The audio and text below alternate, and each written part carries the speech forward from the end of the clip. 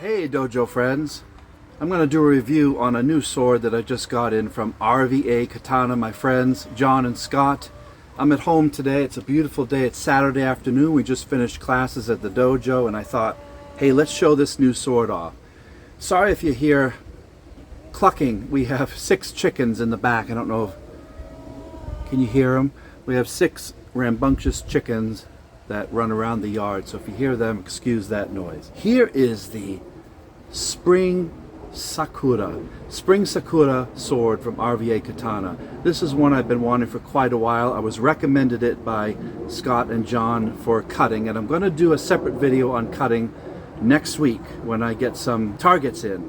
But this is the beautiful Spring Sakura. Sakura, as you know, means cherry blossom, so that's the theme of this sword. So I'm going to change the angle and we'll get nice and close and take a look at this beauty here.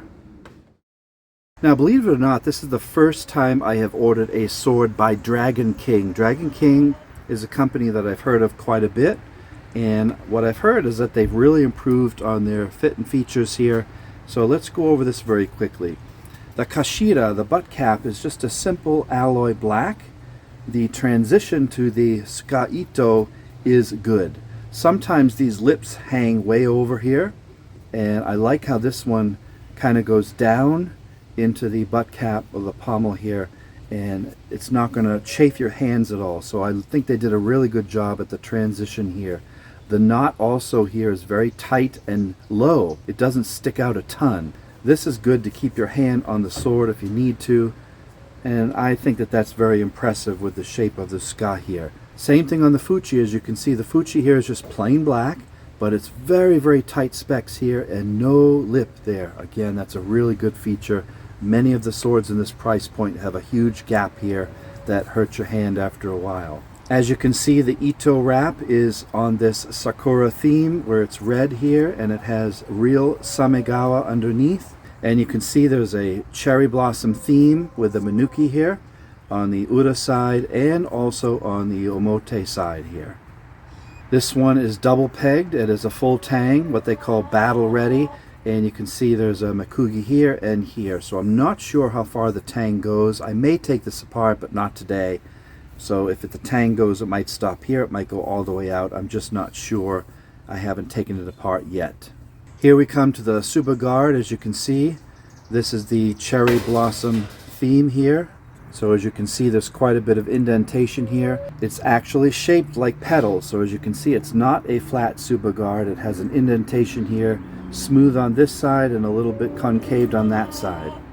One thing I'm impressed with Dragon King is the seppa here have grooves here, which is very unusual, and they're very, very tight, and in this case they happen to be silver instead of a typical gold. I really like that additional detail of having these indented seppa.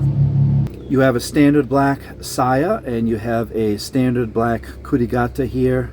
Shitodome are glued in, which I really like that they do that, and the sageo is just a typical black. I'm not sure if that's synthetic or silk here or cotton. It's just your typical black sageo there. Saya goes all the way down with just a plain kojiri here. I don't think that's buffalo horn. I think it's just piano wood all the way down. The ska is 11.5 inches, which is a bit longer. They're typically about 10.5. This one has a little more heft to it, which I prefer, being a taller and bigger guy. Removing the saya here, as you can see that the habaki is a pretty standard looking one, but there are those seppa again. See that nice detail? That is really nice. I like how it contrasts the Sakura theme there. Everything here is really assembled and very, very tight. There's no spaces here, there's no gaps, and the habaki fits very well to the blade. The total blade length is 27 inches from habaki to the tip, and this is a 5160 through hardened steel. That's a very good steel if you want to cut soft or semi-hard targets. It's not super polished, but there is some polish there, as you can see, and then it flattens out where it hits the ha there. It says that it has a Rockwell hardness of about 57 HRC. It has a middle-sized Chu Kisaki here. That is not a real Yokote line, so it's just polished in that way. It is not geometric. My assumption is that it's through hardened. There is no temper line, no hamon on here. It's a simple blade. There's not a lot of decoration on it, but from what I've heard, this is a massive cutter for targets. It is really powerful at edge retention, and it holds its edge for quite a long time. So there's a closer look at the full blade there. Pretty simple. Some mirror polish and some dull polish there. Although you can't see the transition, I think that this is buffalo horn here. That is definitely a good quality koiguchi there. It's not messy looking. Often these are discolored and really lousy looking. They did a really good job at the transition here, and it does feel like it's much harder than the saya itself. The buffalo horn keeps this area cleaner and less likely to chip. It's just a stronger setup that bolsters the whole mouth. It fits very, very tightly in here, and as you can see, it holds very, very well on the habaki. It's very tight. There's no rattle, which I think is one of the complaints that they used to have. Zero rattle, which again, I don't see very often in a sword at this price point, which means they're doing a good job with the saya.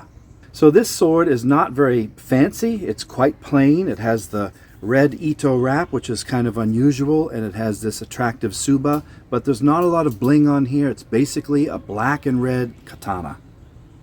This katana is considered a good quality practitioner's level. This cost around $400, but I think you can get a little cheaper through RVA Katana. Those guys have great prices there.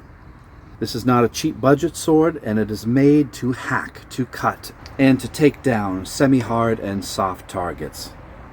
I don't know if there's Hishigami in here, and I can see that the wrap is super tight. This wrap does not move at all, not even a millimeter.